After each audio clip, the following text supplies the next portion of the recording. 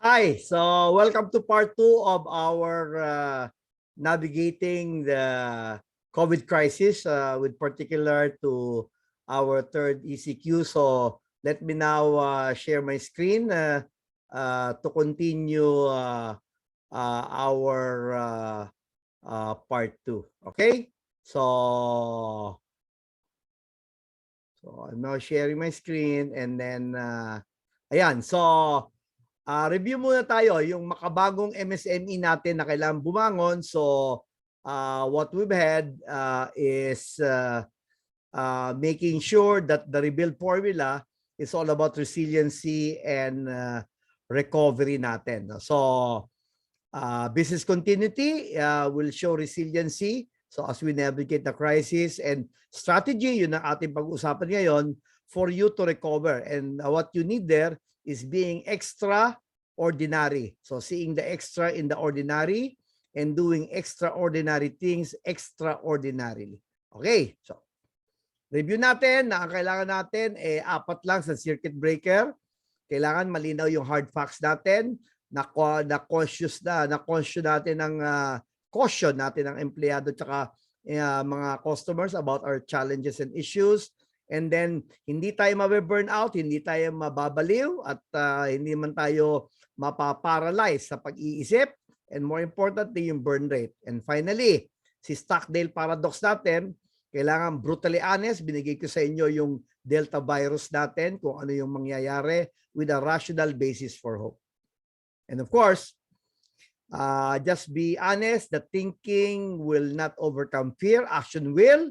So you move from illness to wellness, you start with suffering, and then break even ang struggling natin, and then until you go thriving. And that's our topic for the second half of this session. So, being extraordinary. Paulit-ulit po ako sa ating rebuild formula is resiliency plus recovery. And ang ating recovery, you need business tools, particularly strategy, for you to take the recovery and the business advantage. So, magtanong muna po ako sa inyo. So, I did some seminar bootcamp with DTI on 3R, resilient, rebuild, and recover natin. So, ang tanong ko po sa inyo, so what is extraordinary sa inyo? Is it full of resources? Is it being resourceful? Is it resilient? Is it mindful? Or is it all about growth? Sige nga, chat box muna kayo or pag-isipan nyo ng mga 5 seconds. 10, 9, 8, 7, 6, 5, 4, 3, 2, 1. So, ang 5 seconds para ba, imbes na 1,001, 1,000. So, ako 10, 9, 8, 7, 6, 5, 4, 3, 2, 1. Alright. Anong sagot? Extraordinary for you to rebuild needs continuity, which is the resiliency, and of course, the recovery growth. Magkasama pala yung tatlo. Hindi lang yung fixed mindset, growth mindset. Kailangan hindi rin resilience. Magkasama po ang mindfulness, which means yung attentive and non-judgmental awareness mo of the moment or ano nangyayari, the present moment. Andun din dapat yung resilience, yung capacity mo or capability mo to cope and thrive in the face of adversity. And andun din dapat yung iyong growth mindset on how you're able to interpret difficulty and look at it from a mindset that believe that you can improve your operations and your business. So despite the pandemic, by working hard and para bang challenging your people.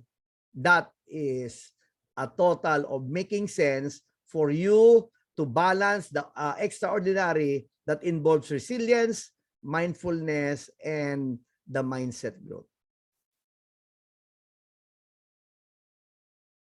The rebuild journey will test your belief. Kailangan meron po kayong paniniwala sa inyong abilidad na kaya nyong gawin yung planong gusto nyong gawin with persistence. Ibig sabihin, makulit ka. Kahit mahirapan ka, makulit ka, di ba? At saka matatag ka. Makulit, matatag. Imagine yourself. Yan, dito ka, ito. You. Ayan, no? So, lagyan natin ulit ng annotation to para malinaw tayo, di ba? So, spotlight. So, ito ka. You. With your dreams or your plan. Naku, Diyos ko, ang dami mong pagdadaanan. Di ba? Unang-una, yung pride mo, ego mo, kaibigan mo, kamag-anak mo, mga galit sa'yo, the society in general, di ba? Yung takot mo, yung para bang guilty feeling mo, ano ba itong aking gagawin? Baka maubos ang pera ko, kawawa ang pamilya. And then yung doubt. And lastly, si COVID, masya-shotgun ka only before you reach into your 22 and 23 year goal. Nasaan ang 2021? Reset na po tayo. Ang plano po natin ngayon, 2022 at saka 2023 na. So, again, the rebuild journey will test your belief and your ability with persistence. Ang rebuild for business tool strategy, imagine you are the king or the queen in the chessboard. Meron kang mga empleyado, yan yung mga pawn mo. Meron kang bishop, may mga manager. Paano, Diyos ko, kung nadali ka ng COVID, nabaldado ka or namatay ka, so what happens now to the company? Kawawa naman. So you have to be very, very careful. Keep safe and keep God. And keep all your protocols and even your mask. Ano ba strategy? So, ang definition niyan, strategia in Greek, art of troop leader, office of the general, command, generalship. High-level plan po yon to achieve one or more goals under conditions of COVID uncertainty. Ang iyong strategy will describe how the ends will be achieved by the means. O baka gusto mo masimple, ang iyong strategy or the business tool, kailangan mo is describing how the goals will be achieved by your resources. Para mas madali, di ba? Goals na kailangan mo, na pinaplano mo by your resources, mga tao mo at saka pera mo na ikakapital. The rebuild thinking has three components. Ito po yung three founders mentality. Kailangan may pagka-rebelde ka, meron kang talagang sa'yo yan, the owner's mindset. Sabi nga ni Jason Law nung resilience session niya, yung core, andun po yung kanyang identify, the control, the ownership, the reach, at saka the endurance. Ito, the owner's mindset, the ownership, and then frontline obsession talaga. Talagang bubuririin mo, lalo na ngayon, pandemya. So, I just like to share that this is from Harvard, Harvard Business Review. Hindi natin pwedeng kunan kasi that is copyrighted po. So, 4, ang rebuild thinking natin. Clear ang sense of mission mo. Ano ba talaga ang mission ng kumpanya mo? Ano bang, why do you exist? Pangalawa, you understand, believe, and values what you're fighting for. Pangatlo, gagamitin mo lahat ng paraan, arsenal mo, mga tools mo, to wage, di ba, and fight the war of COVID and choose where you're fighting. To number 4, utmost dedication and commitment to even to a point of sacrifice, point of death, or even maybe matuyuan ka. But of course, wag naman sana.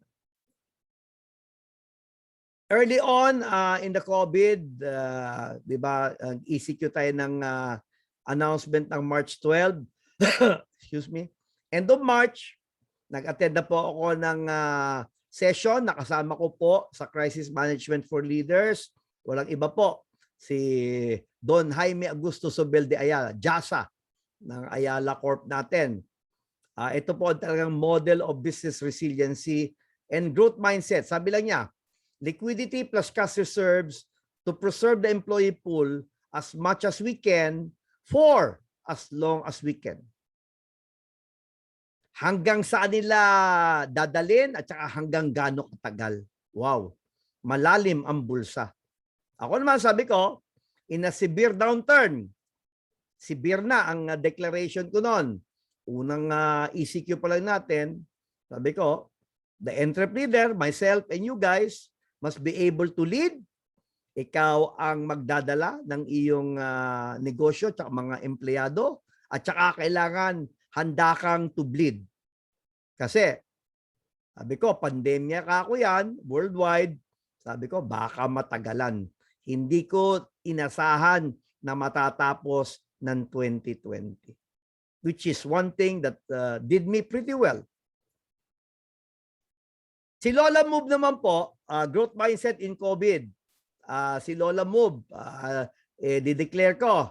Nanay ko po, 88, during her birthday, April 15, humingi po sa akin ng setup ng FB page kasi alam niya, may IT company ako. Ginawa ko naman siya, kaya si Lola Move. So para bang sounds like yung courier, ano, si Lala Move natin. So nagbebenta ng mga produkto namin sa Quiapo yan. So ginawa naming FB. So kasaba kami doon sa mga 500,000 nag-online. Anong kakaiba? I will tell you later. Pero diyan pa lang, na front page si Mami, from crisis to opportunity. Sabi nga ni Mami, yung COVID chicken feet yan. Oo, walang ano yan. Okay lang yan. Ang mahirap nung World War II, talagang namundok sila, kain kamote, inom ng tubig sa ilog, di ba? Tsaka walang ilaw, di ba? So tayo, with all the conveniences, may mga protocol lang. Anong kakaiba ni Lola Move? Abe, dahil IT po kami, ginawan ko po sa IT SPAC ng mga engagement button yung FB page niya. Kita nyo, pati yung mga logo and everything. Ginawan ko rin ng order form. Inside FB po yan na merong email confirmation. Kahit natutulog, pipick upin yung order at saka yung advice ng customer, pati yung kanyang mga comment. Tapos biglang i-email pa sa kanya kung ano yung mga comment at special request na sinulat niya. On top of that, meron pang back-end. Abay, makikita mo yung inventaryo ng order na pwede mong i-match ngayon sa inventory mo ng mga stocks mo. So, this all set up is about sa mga ibang kliyente, we charge $1,000. But para sa ating MSME, yung 5 na magtatanong, 9999. Oh, wala pang 10,000. So, pero 5 lang po, di ba? Para bang I will give, para bang re-regaluhan natin ang mga autopreneur natin. 9999 lang po. So, yung 50,000 na pang isang kliyente, 5 po kayo. Kung kayo ay mag-i-inquire, francis.lapi.it-pac.com. Okay. Ang extraordinary mindset natin, nahati po sa C. Marami po dito constraint. Pero kailangan, pag ikaw ay extraordinary, okay lang maging conscious, okay lang maging courageous, basta towards conquering ka later on. You can never grow if you are always in the comfort zone. Ito po yan. The mindset to rebuild. So what do you see? Parang letter C, di ba? Para bang meron kang constraint. Siyempre, para bang hirap na hirap ka, para bang ipit na ipit ka, di ba? So, iba po ang constraint, iba pa ang cautious, di ba? Ang constraint talagang hirap po yon. So, si constraint, from number 4, you've got 2 options. Either tatapangan mo, you go straight to courageous, or you become a little courageous lang, which is cautious ka. So, tingnan natin muna yung cautious. Moving from 4 to 3. Kailangan, reset of the mindset ka.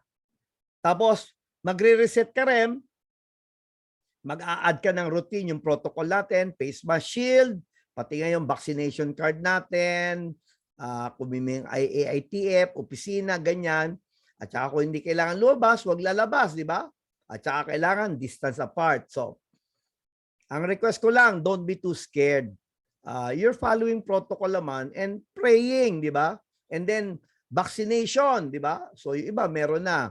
So, never be the cautious man who never played, he never prayed. And when he passed away, his insurance was denied for he never lived. They claimed he never died. Di ba? Oh. Ano ngayon itong isa naman? Constrained? Abay, courageous. Oo.